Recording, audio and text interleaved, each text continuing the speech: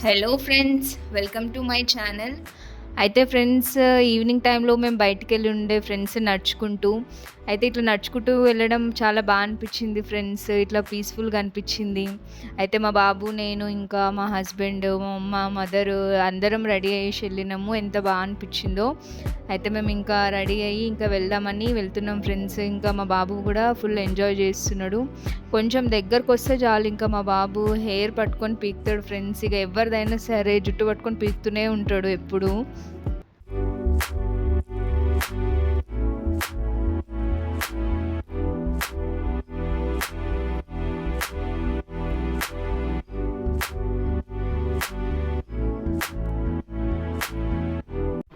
అయితే మేము షాపింగ్‌కనేసి ఎళ్ళినుండే ఫ్రెండ్స్. ఇంక కార్‌లో కాకుండా, ఇంకా బండి పైన కాకుండా ఆటోలో వెళ్దామని, అది గూడా మా బాబు ఎక్స్‌పీరియన్స్ చేయాలని అనుకున్నాము.